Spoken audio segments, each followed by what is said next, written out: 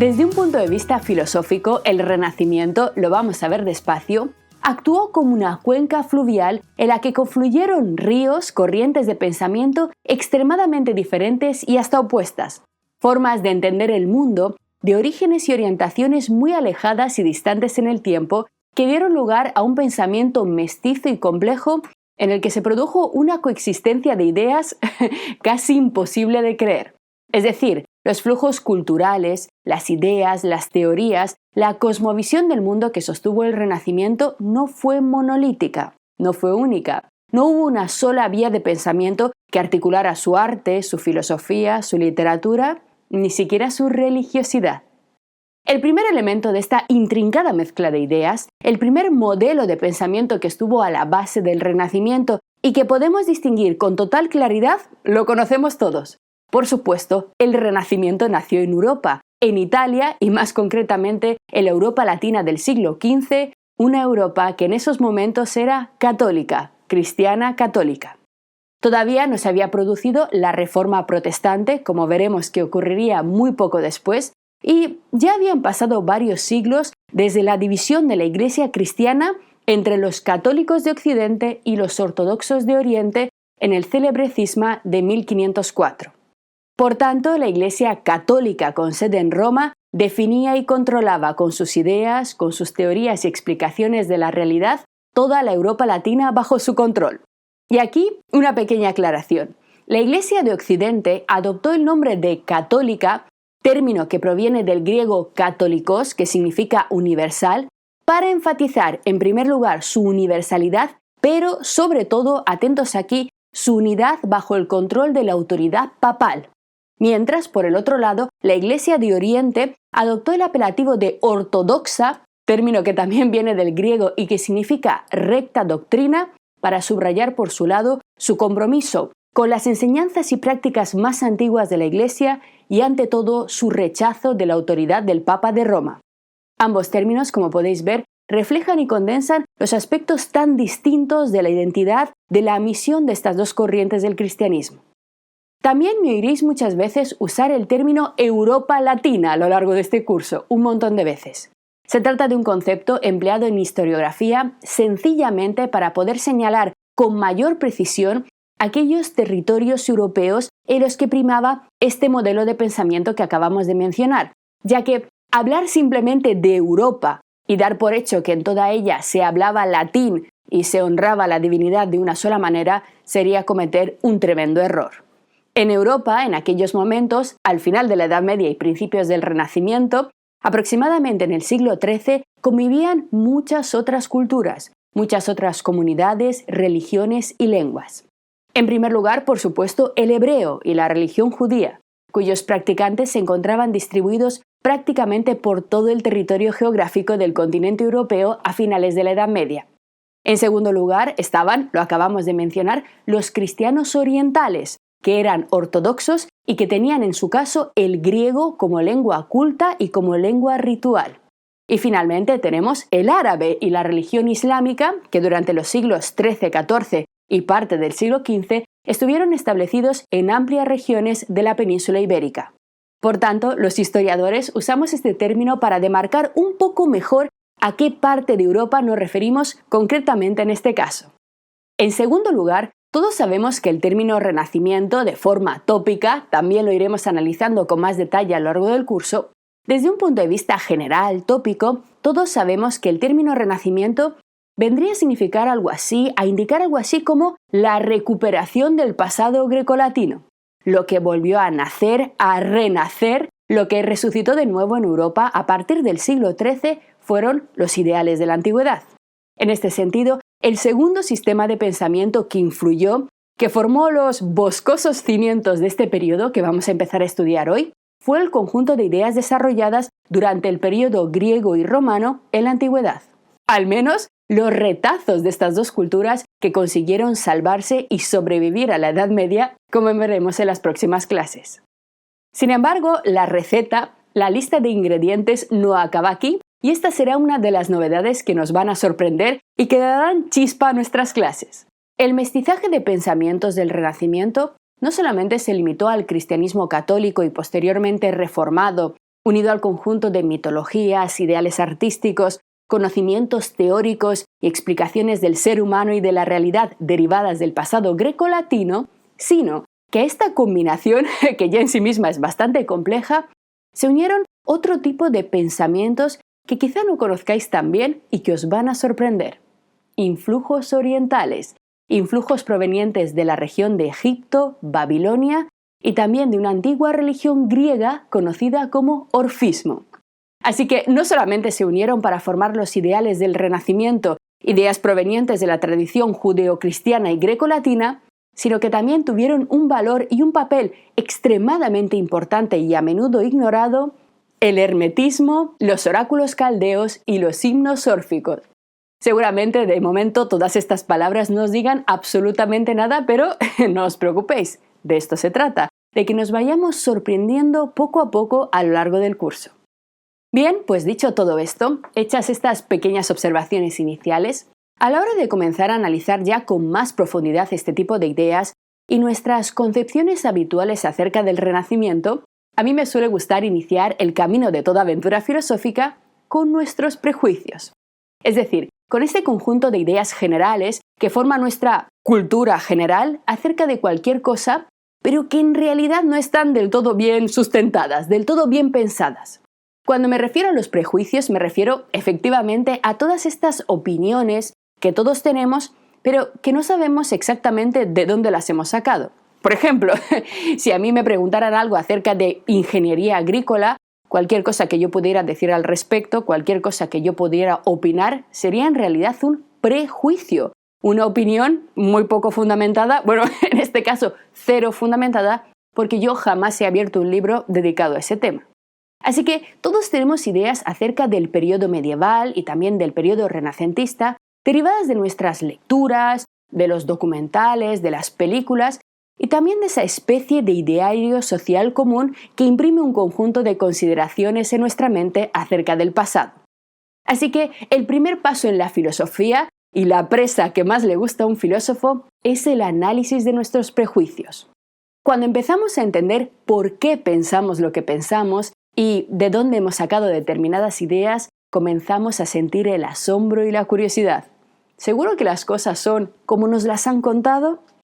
Cuando reflexionamos sobre el Renacimiento, por tanto, tenemos en la cabeza toda una serie de ideas generales, pero cuando empezamos a aproximarnos de forma más precisa y estudiamos con un poco más de detenimiento las obras de sus artistas, su literatura, su filosofía, empezamos a detectar un conjunto de extrañas contradicciones. Las primeras clases de nuestro curso estarán así dedicadas a analizar estas extrañas contradicciones. Pero, ¿a qué me refiero con todo esto? Para que me entendáis un poco mejor, os propongo que hagamos juntos un sencillo ejercicio mental. Vamos a pensar en nuestros prejuicios o en estas ideas que todos tenemos acerca del Renacimiento. Vamos a analizar un poco más esta cuestión. Por ejemplo, cuando nos referimos a este periodo, una de las ideas que aparecen enseguida en nuestra mente es sin duda la idea del nacimiento del antropocentrismo, es decir, de esa teoría filosófica según la cual el ser humano vendría a ser el centro de la creación, la cúspide de todos los seres vivos, de todos los seres creados, de tal forma que todas las actividades, todos los desarrollos científicos, poéticos, artísticos, todo el pensamiento estaría centrado en la figura del ser humano. Sin embargo, cuando nosotros vamos, por ejemplo, al arte renacentista en busca de ese hombre, de ese ser humano central, sobre todo en la primera parte del Renacimiento, lo que hallamos en las representaciones artísticas no son seres humanos. Si nos fijamos bien, la mayor parte de los protagonistas de estas obras de arte son dioses, o al menos criaturas sobrenaturales que sobrepasan con creces cualquier definición de la naturaleza humana. ¿Dónde está el ser humano? ¿Dónde está el antropocentrismo? Como bien sabéis, en la primera fase del Renacimiento, por supuesto, la gran mayoría de representaciones artísticas lo que reflejaban era el conjunto de personajes que forman parte del legado de la tradición litúrgica y del folclore judeocristiano. Es decir, si vamos al arte, lo que vamos a encontrar constantemente son representaciones de profetas, de la Virgen, de Jesucristo, de los santos, etc. Por supuesto, representaciones de Dios, la Capilla Sixtina, todos la conocemos. Pero claro, en este tipo de representaciones no aparecen simples seres humanos, individuos normales y corrientes, sino dioses o santos. Es decir, en todo caso, sobrehumanos en cierto sentido, tocados por el poder de la divinidad. Si en cambio vamos a la segunda fase del Renacimiento, en la que ya empezaba a sentirse, a unirse todo el acervo grecolatino, también encontramos dioses, por supuesto, claro, los dioses de la mitología clásica, cuadros inspirados por el pensamiento antiguo, representaciones de los olímpicos y sus versiones romanas, sí, pero dioses. De nuevo me pregunto con vosotros, ¿dónde está el ser humano? ¿Dónde está ese supuesto antropocentrismo? Está claro que a lo largo del curso lo tendremos que buscar. Y será precisamente gracias al primer filósofo que vamos a estudiar, Giovanni Pico della Mirandola, cuando aparezca en Occidente por primera vez la idea de que el ser humano es la cima de la creación. Hasta entonces, el hombre no ocupaba un lugar privilegiado. Con esta idea nos acercamos así al análisis de nuestro primer tópico común, es decir, de nuestro primer gran prejuicio. Estoy segura de que todos habéis leído o escuchado en alguna ocasión la idea de que la teoría copernicana habría representado para la mentalidad de la época una degradación del ser humano. Seguro que habéis leído en algún lugar o que habéis oído que en el sistema físico medieval el ser humano ocupaba el centro de la creación, el lugar central, porque se trataba de un sistema geocéntrico y que, debido a Copérnico y sus propuestas heliocéntricas, este lugar central había sido perdido y el ser humano, al haber intercambiado su lugar con el Sol, habría sufrido una verdadera degradación, una degeneración. Esta interpretación de que en la Edad Media el ser humano ocupaba un lugar preponderante, el más importante del cosmos, por habitar una Tierra situada en el centro del universo, es, sin embargo, una interpretación completamente incorrecta, totalmente falsa. Para comprender dónde está el error, vamos a echar juntos un vistazo a la concepción que los medievales tuvieron, los medievales latinos del final de la Edad Media, de la estructura del cosmos. Si tenemos en cuenta la física medieval, cuyas ideas fueron heredadas de las teorías griegas, fundamentalmente de las teorías de Platón y sobre todo Aristóteles, la estructura del cosmos para los medievales era la siguiente. En primer lugar, el cosmos era finito, limitado, es decir, tenía una extensión completamente determinada.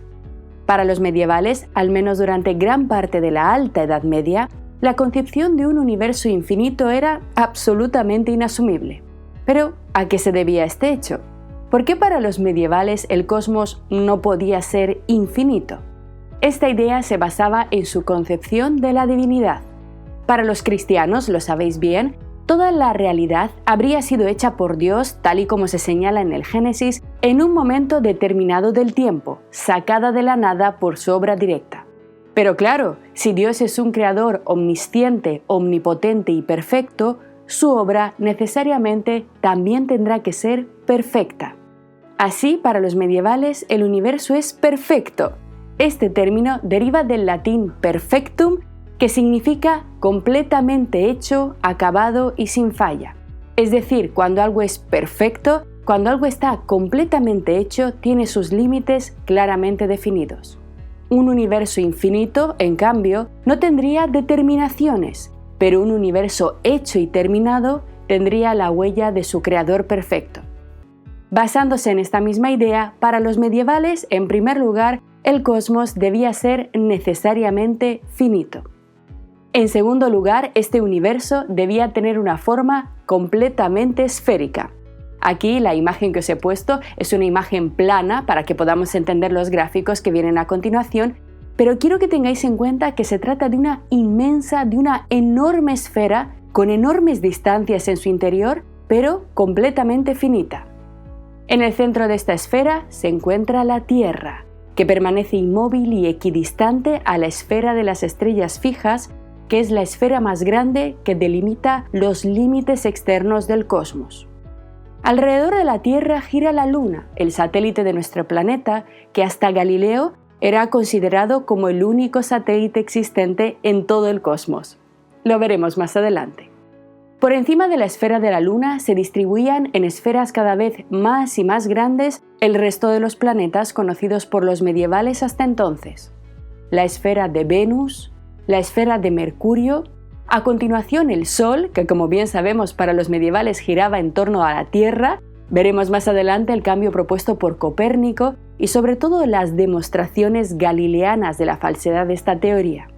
A continuación la esfera de Marte, posteriormente la esfera de Júpiter y finalmente Saturno, el último de los planetas conocido por los medievales.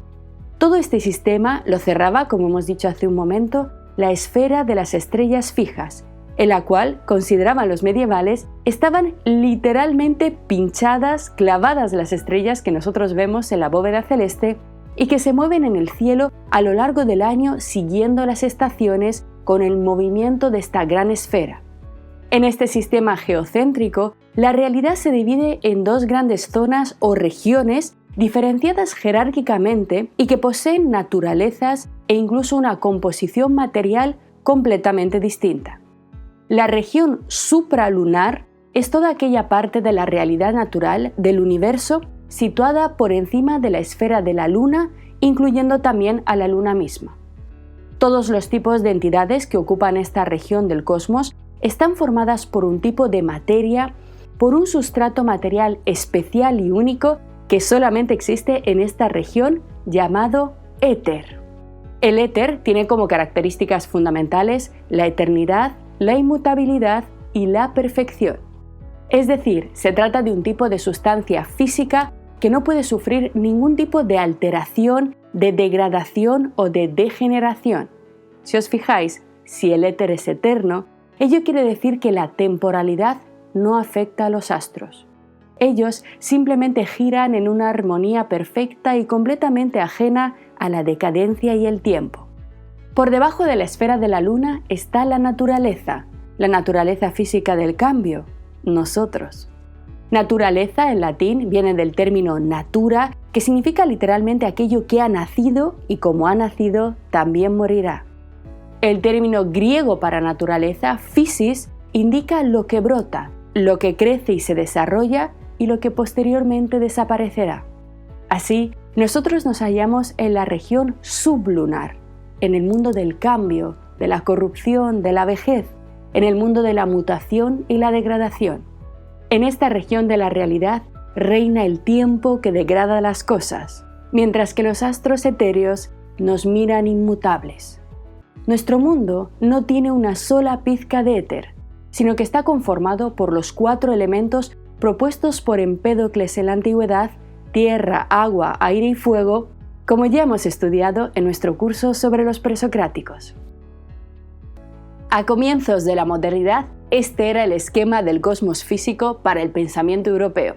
Así, lo más ínfimo, lo más sucio, lo más bajo, lo más degradado, la corrupción, la enfermedad, estaba en el centro, en la Tierra.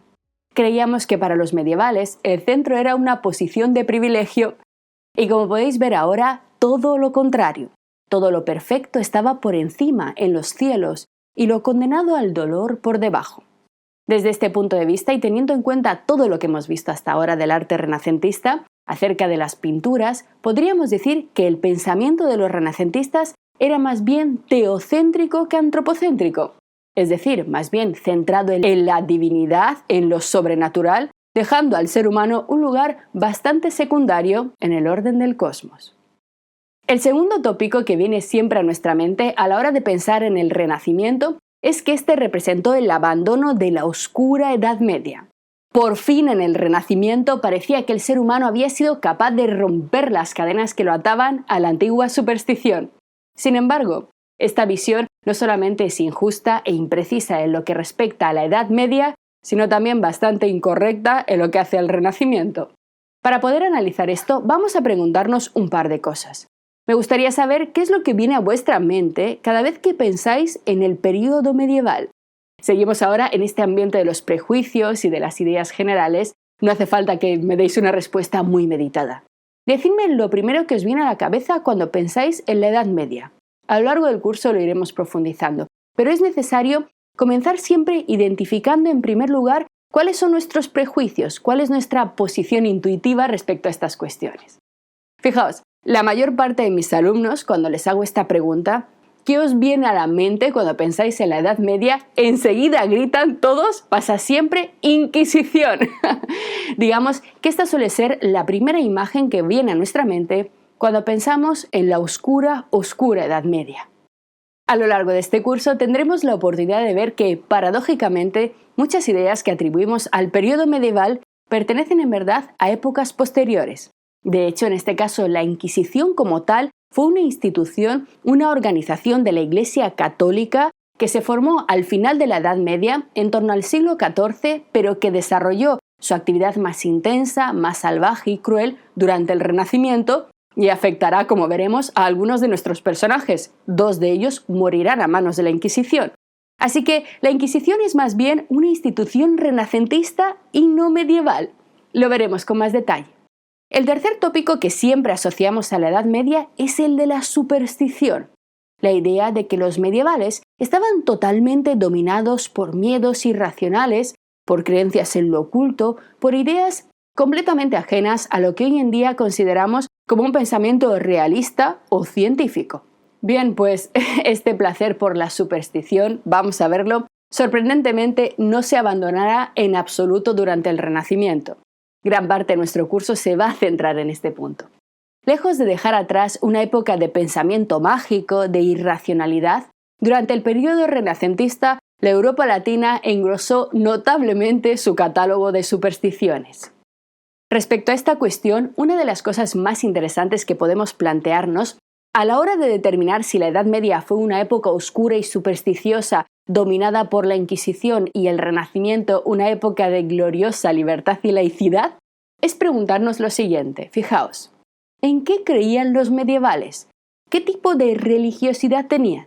Bueno, evidentemente los medievales, estamos hablando siempre de la Europa latina en este momento, eran cristianos. Pero, ¿creéis que la gente de a pie, las personas normales y corrientes, los campesinos, los paisanos, todos los que no tenían una formación mínima, que por cierto en aquel momento era el 90% de la población de Europa, sabían muy bien en qué creer? Sobre todo en los siglos de hierro, en el siglo V, VI o VII de nuestra era, las consecuencias de la caída del Imperio Romano se dejaron notar en terribles estragos para la población. El colapso de la organización política, económica y de las comunicaciones que habían mantenido el tejido imperial conectado hizo que el silencio invadiera Europa. Las pequeñas diócesis que ocuparon el lugar de la antigua administración romana imperial, las pocas pequeñas iglesias de esta época, estaban muy separadas en el territorio. Atravesar algunas regiones, muchas de ellas, era extremadamente peligroso y por ello muy poca gente iba a misa. Los viajes de peregrinación eran, a pesar de su popularidad muchas veces demasiado exagerada, eran experiencias exclusivas para aquellos que pudieran sobrevivir a los largos viajes. Las comunicaciones marítimas y terrestres que los romanos no solamente habían protegido, sino promovido, las famosas calzadas, por ejemplo, que habían conectado el imperio, durante el periodo medieval se llenaron de hierba, se estropearon, se fueron directamente a pique, haciendo que la comunicación entre la sede apostólica del cristianismo, entre Roma y todas esas pequeñas subsedes o diócesis, fuera extremadamente lenta. Tan lenta hasta el punto de que, en numerosos casos, desde el momento en el que un papa ponía por escrito determinadas órdenes, determinadas instrucciones, las enviaba, y el momento en que esas instrucciones, ese mensaje, llegaba al lugar al que tenía que llegar, el papa ya había muerto, de tal forma que podía haber sido ya sustituido por otro pontífice con ideas completamente diferentes. De hecho, durante la Edad Media, los papas no duraban mucho como ahora en nuestros días, sino que se sucedían sin cesar cada muy pocos años. Fijaos, en el siglo XIII hubo, por ejemplo, 13 papas, uno cada 7,5 años aproximadamente, aunque no se repartieron el trono de San Pedro de forma tan homogénea. El papa con el pontificado más breve del siglo XIII fue Celestino IV, quien estuvo al mando de la Iglesia solamente 17 días. Durante el siglo XII, en cambio, hubo 16 papas. En el siglo XI, 19 papas, aunque el récord histórico de mayor número de papas en 100 años se lo lleva el siglo X con un total de 23. Nos sale a papa por cada 4 años y medio. Esto, como podéis entender, no permitía mantener una continuidad en la doctrina ni una consistencia en el envío de los mensajes. Hubo casos específicos en los que se produjeron comunicaciones de noticias de forma muy rápida y efectiva, como el caso de los templarios, de la disolución de la Orden de los Templarios que todos conocemos en el siglo XIV, pero esto fue algo muy específico y muy bien planeado. En el resto de los casos, la comunicación era muy difícil y más o menos cada uno pensaba lo que podía. ¿A qué me quiero referir con esto? No puede haber inquisición si no hay un poder centralizado, fuerte, capaz de imponer un dogma, un conjunto de ideas respecto de las cuales todo el que no las cumpla pueda ser castigado y perseguido. Si no hay un poder de este tipo, si no hay una continuidad ni una estabilidad mínima, no puede haber ningún sistema eficiente de inquisición como tal y tan solo hablaríamos de castigos locales al gusto de las creencias y las supersticiones de cada pequeña ciudad, de cada pequeña región europea. La cuarta idea que solemos vincular de forma indefectible a la Edad Media es la idea de teocracia, de la que hemos hablado hace poco. Es decir, la estrecha e íntima relación entre el poder eclesiástico, más concretamente entre el poder papal y el poder político y temporal. Con ello nos referimos a la enorme influencia que tenían los papas en las decisiones que tomaban los reyes y emperadores europeos. Esta idea es extremadamente importante porque normalmente la proyectamos sobre el periodo medieval y será muy interesante ver en las siguientes clases si esto se mantuvo o no durante el Renacimiento. De hecho, una de las cosas que siempre consideramos acerca de este periodo es que fue el inicio de una época más laica para el ser humano, que representó la entrada en una relación casi atea o por lo menos muy fría entre los pensadores y la religión, un camino en el que se abrió la vía triunfal hacia la revolución científica. Efectivamente, en nuestro curso tendremos ocasión de estudiar la revolución científica en esta primera parte, sobre todo en historia natural y en medicina, y posteriormente con Galileo. Pero vais a ver que el desarrollo de la revolución científica no fue nada sencillo ni lo podemos simplificar de esta manera. Lejos de ello, no se produjo una separación radical e inmediata entre la religión y la ciencia, sino más bien una mezcla de ideas que se dieron todas al mismo tiempo, generando una nueva concepción de la realidad. Veremos, por ejemplo, en los textos de Galileo, la coexistencia de conceptos pitagóricos, neoplatónicos, platónicos, herméticos o la defensa del determinismo astrológico junto a convicciones de carácter experimental y empírico propios de la nueva ciencia moderna que estaba comenzando a nacer. Toda esta mezcla, todo este sincretismo, todo este mosaico de colores componen el Renacimiento. Bienvenidos a nuestro curso. Seguimos. Lo que acabas de ver es solo un pequeño fragmento de este curso. Si quieres disfrutarlo en su totalidad y descubrir muchos otros cursos de filosofía, historia de la ciencia e historia del arte, visita nuestra web anaminecam.com. Y recuerda, este proyecto solo es posible gracias a nuestro programa de microfinanciación. Si quieres apoyarnos, conviértete en uno de nuestros micromecenas en Patreon. Desde solo €1 al mes nos ayudarás activamente a seguir difundiendo la cultura, garantizando nuestra plena libertad intelectual y económica.